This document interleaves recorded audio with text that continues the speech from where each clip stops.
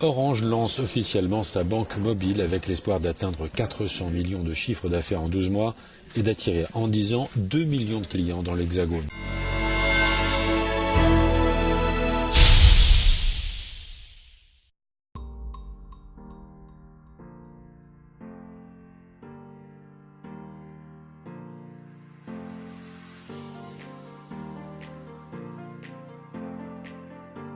Alors Orange Bank, c'est vraiment ce qu'on peut qualifier de très belle aventure pour Wavestone.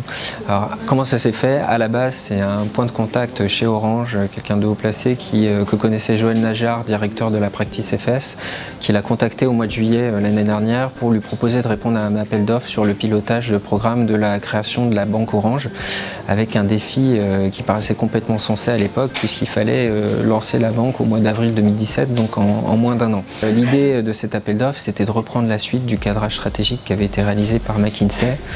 Donc après une première prise de marque, on s'est rendu compte en fait qu'on allait devoir aller beaucoup plus loin que le rôle de pilotage programme qu'on avait au départ, mais qu'on allait devoir descendre sur l'opérationnel.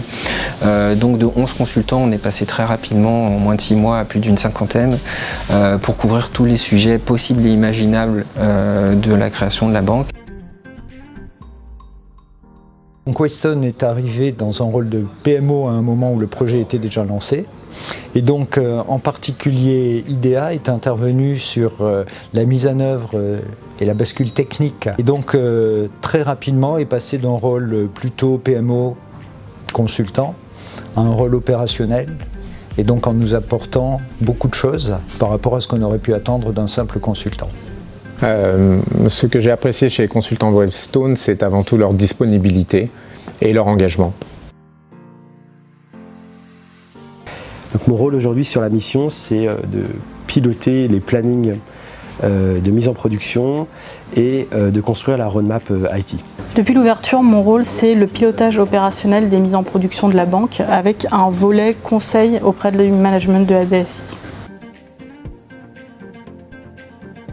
Parce que c'est la création d'une banque digitale de zéro, conçue pour représenter la banque du futur et s'appuyant sur un ensemble de partenaires FinTech.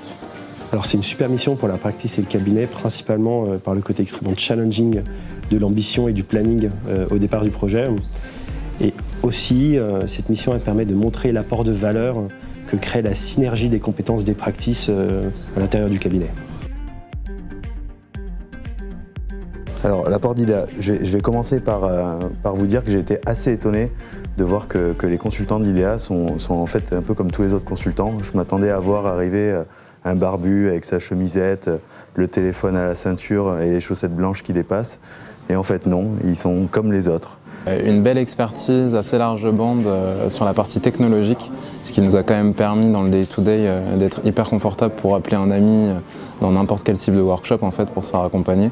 Et la deuxième chose que je retiens, c'est la capacité à basculer dans des modes crise où on passe d'un matin, on fait le pilotage fin d'un expert base de données, d'un infogérant qui n'est pas toujours au niveau, et l'après-midi même sur le même sujet, réexpliquer le même problème au COMEX cette fois-ci, avec une vraie orientation métier, voire utilisateur final.